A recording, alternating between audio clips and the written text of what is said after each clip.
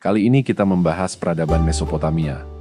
Peradaban yang berkembang sekitar 3500 sebelum Masehi di wilayah yang kini dikenal sebagai Irak dan sebagian Suriah serta Turki, sering disebut sebagai tempat lahirnya peradaban karena inovasinya yang mendalam, termasuk munculnya tulisan pertama, kodifikasi hukum, dan pembentukan kota-kota awal di dunia. Lahirnya tulisan pertama, aksara Paku. Kontribusi paling signifikan dari Mesopotamia adalah penciptaan sistem penulisan pertama yang diketahui, yang disebut aksara Paku, cuneiform.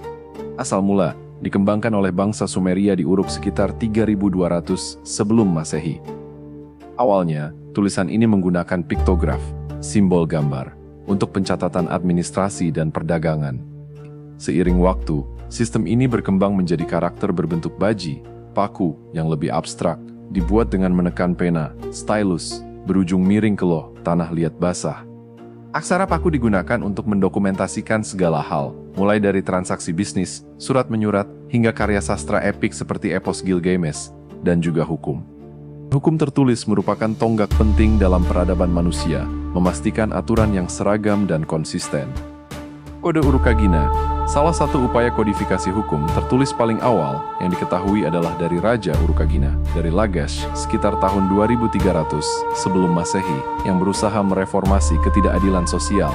Kode Hammurabi dari Babilonia yang berasal dari sekitar tahun 1750 sebelum Masehi, diukir pada prasasti batu stela besar. Kode ini terdiri dari 282 hukum yang mencakup berbagai aspek kehidupan, menggunakan prinsip mata ganti mata, lex talionis, dan menetapkan standar untuk keadilan di seluruh kekaisarannya.